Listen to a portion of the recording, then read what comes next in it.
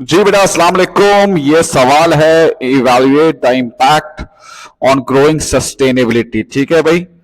तो सबसे पहली बात है, आप ये जो केस स्टडी जितनी मैंने लिखी हुई है एटलीस्ट इसको पढ़ लें। 12 मार्क्स का ये आपके सामने क्वेश्चन है। और ये क्वेश्चन कैसे होगा भाई? सबसे पहली बात है, लेवल 1 इसमें नॉलेज लगेगी। सही है। लेवल 1 नॉलेज में आप क्या करेंगे, आप डेफिनेशन लिखेंगे किसकी? सस्टेनेबिलिटी की। ये सस्टेनेबिलिटी है क्या ना भाई? आपको पता है ना कि ये जो यूनिवर्स है, ये दुनिया है, इसके जो रॉ मटेरियल है, जो नेचुरल रिसोर्सेस है, फिर एनिमल्स हैं, ट्रीज हैं, प्लांट्स हैं, ये हम लोग यूज कर रहे हैं, ये जनरेशन यूज कर रही है। तो भाई खुदा का वास्ता इसको ऐसे मत यूज करो कि तुम्हारे बाद कोई जनरेशन आनी ही नहीं है। ठीक है ना? ये कहलाता है सस्टेनेबल। आप अपनी डिजायर को यूज फुलफिल करें, इस दुनिया के रिसोर्सेस को यूज करके अपनी डिजायर, अपनी जो भी आप चीज है आप अपनी फुलफिल करें, लेकिन आने वाली जनरेशन्स की डिजायर्स या उसके यूजेज को सेक्रीफाइस ना करें ना। जिसपे आप देखें एलॉन मस्क भी ये लगा हुआ है कि दुनिया फ्यूचर में रहने की जगह नहीं है और हम जो है वो मार्स पे जाके रहेंगे, क्योंकि ये सस्टेनेबल नहीं है। ठीक है ना? तो ये है एक तरह से सस्टेनेबिलिटी। ये हो गया इसका लेवल 1 डेफिनेशन। अब हम करेंगे लेवल 1 एप्लीकेशन। इस चीज को लिंक करेंगे किससे? केस स्टडी से। अब जरा देखो कि इसका काम क्या है। ये योगर्ट बनाता है, ग्रीक योगर्ट बनाता है।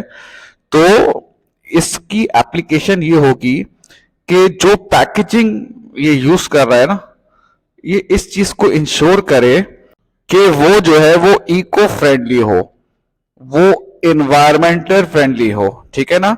क्योंकि पैकेजिंग में अक्सर जो है वो लोग ज्यादातर जो है वो प्लास्टिक यूज करते हैं, और प्लास्टिक जो है वो सही जिसे कहते हैं एग्जाम्पल नहीं है।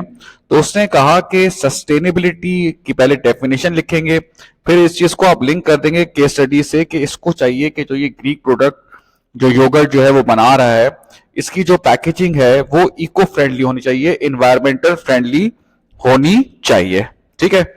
अब इसी का आप एनालिसिस बताएंगे कि सस्टेनेबल प्रैक्टिसेस फॉलो करने से फायदा क्या होता है। It will boost appeal to eco friendly consumer. क्या मतलब कि जब आप सस्टेनेबल प्रैक्टिसेस फॉलो करेंगे तो ये जाहिर सी बात है, ये अपील करेगा environmental friendly, eco friendly consumer को, और आपका इमेज भी अच्छा करेगा मार्केट में, क्योंकि आप सस्टेनेबल मेथड्स को यूज करते हैं। इसकी वजह से लेवल 2 एनालिसिस इज कि आपका लॉन्ग टर्म इंपैक्ट क्या होगा। इससे लॉन्ग टर्म इंपैक्ट क्या होगा कि आपको एक तो एक कंपैरेटिव एज मिल जाएगा by creating a USP. USP मतलब जाहिर सी बात है, अगर आप जो है वो अपनी बिजनेसेस में, अपनी इंडस्ट्री में इन्वायरमेंटल फ्रेंडली फॉलो पॉलिसीज जो है वो फॉलो कर रहे हैं, तो that will give you a comparative edge, और that can also become your USP, unique selling point, कि जो आप कर रहे हैं और आपके कंपेटिटर्स नहीं कर रहे। तो ये हो सकता है लॉन्ग टर्म में, जिसकी वजह से ऑब्वियसली सी बात है आपकी सेल भी बढ़ेगी और आपका मार्केट शेयर भी बढ़ेगा। ठीक है बेटा। अब लेवल 2 नॉलेज को मैं एक और दफा यूज करूंगा। अच्छा, सस्टेनेबल प्रैक्टिसेस जो है ना, सस्टेनेबल मेथड ऑल्सो इंश्योर कि मिनिमम नेगेटिव इंपैक्ट हो इन्वायरमेंट पे। ये वो इंश्योर करता है। सस्टेनेबल प्रैक्टिसेस में एक चीज ये भी आता है कि जो भी आप प्रोडक्शन कर रहे हैं, जो भी आप गुड्स बना रहे हैं, टू मेक श्योर कि इसका नेगेटिव इंपैक्ट कम से कम हो, और जित हद तक आप पॉजिटिव इंपैक्ट ला सकते हैं एनवायरमेंट में वो आप लाएं। ये एक पार्ट होता है सस्टेनेबल प्रैक्टिसेस का। अब जैसे अब लेवल 2 एप्लीकेशन, दोबारा एप्लीकेशन को यूज करूंगा मैं। जैसे देखो इस सिचुएशन में ये नजर आ रहा है, एक तो कह रहा है कि ग्रीक योगर्ट से वेस्ट निकलता है, एसिड वे, जिसके बहुत ही गलत इफेक्ट है वाइल्ड लाइफ पे, और इनको क्रिटिसाइज किया जा रहा है वाटर यूजेज पे। अब ये है इनकी वजह से नेगेटिव इफेक्ट एनवायरनमेंट पे। अब इनको क्या करना चाहिए, इनको इन चीज को मिटिगेट करना चाहिए। मिटिगेट कैसे करेंगे भाई? किस चीज को मिटिगेट करेंगे? जो ये नेगेटिव इंपैक्ट आ रहा है, किस चीज का नेगेटिव इंपैक्ट आ रहा है? कि वे प्रोडक्शन का ये जो वे एसिड बना रहे हैं और वाटर का, इनको सस्टेनेबल मेथड्स इंप्लीमेंट करने चाहिए जिसकी वजह से वाटर कंजम्पशन कम हो और जिसकी वजह से जो वे जो एसिड का जो वे वो चीज निकल रहा है ना, ये भी कम से कम प्रोड्यूस हो। ये चीज इनको करनी चाहिए ताकि इसका जो नेगेटिव इंपैक्ट है ना वो कम से कम हो जाए। बात समझ में आती है बेटा? अब आ जाएंगे इसकी इवैल्यूएशन में। लेवल 1 इवैल्यूएशन है भाई, आप बोलोगे कि सस्टेनेबिलिटी काफी ज्यादा इंपॉर्टेंट है भाई, सस्टेनेबिलिटी इज वेरी इंपॉर्टेंट, और उसके बाद अपना आप जस्टिफिकेशन दोगे। ये क्यों आप इंपॉर्टेंट कह रहे हैं कि सस्टेनेबिलिटी का इंपैक्ट बहुत इंपॉर्टेंट है? क्योंकि इसकी वजह से ना बेटा आप न्यू पार्टनरशिप में जा सकते हैं, न्यू पार्टनरशिप, न्यू एवेन्यूज आपके ऊपर खुल सकते हैं। यानी कि जो लोग एनवायरमेंटल फ्रेंडली हैं वो लोग आपके साथ आ सकते हैं, आपके बिजनेस में इन्वेस्ट कर सकते हैं। आप न्यू मार्केट में जा सकते हैं, किसी दूसरी कंट्री में आपका प्रोडक्ट आराम से बिक सकता है जहां पर एनवायरमेंटल फ्रेंडली लोग होते हैं। तो ये बड़ी इंपॉर्टेंट है।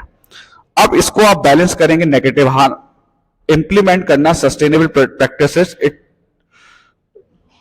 कॉस्ट, इनिशियल एक्सपेंस बढ़ जाएगा, कॉस्ट आपकी बढ़ जाएगी, और एक तो ये नुकसान होता है सस्टेनेबल प्रैक्टिसेस लगाने में, जब आप इंप्लीमेंट करने जा रहे होते हैं तो खर्चा होता है, इनिशियल बर्डन होता है आपका। बात समझ में आए? आपकी कॉस्ट जो है बढ़ जाएगा, आपके इनिशियल एक्सपेंस बढ़ जाएंगे। और अब एक चीज है कि हो सकता है ट्रेंड चेंज हो गया, ये भी हो सकता है कि फ्यूचर में ट्रेंड चेंज हो जाए, कस्टमर इको फ्रेंडली प्रोडक्ट से ज्यादा लेस कॉस्टली प्रोडक्ट को हो सकता है प्रेफर करना शुरू करें, क्योंकि जो जितने भी आप इको फ्रेंडली पॉलिसीज फॉलो करते हैं वो नॉर्मल से ज्यादा कॉस्टली होती है, जिसकी वजह से आपकी ओवरऑल कॉस्ट बढ़ जाती है। तो अगर कस्टमर्स एनवायरमेंटल फ्रेंडली हैं तो वो ज्यादा पैसे देने को तैयार हो जाएंगे, लेकिन हो सकता है अगर फ्यूचर में ये ट्रेंड चेंज हो जाए, लोगों के पैसे कम हो तो वो ज्यादा कम कॉस्ट में लेना चाहेंगे। तो ये जितनी भी आपकी चीजें हैं, आप एनवायरमेंटल फ्रेंडली पॉलिसी जो फॉलो करते हैं, इसकी वजह से आपका प्रोडक्ट जो है वो ज्यादा महंगा होता है। ठीक है ना? ये हो गया लेवल 2।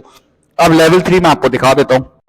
ये देख ले भाई, लेवल 3 के डिपेंड्स अपॉन कि overall success of sustainability efforts depends upon the factor like cost effectiveness and sustainable methods। ये डिपेंड करता है कि कॉस्ट और सस्टेनेबल मेथड्स कितने, market response and how well these practices are integrated of over business model।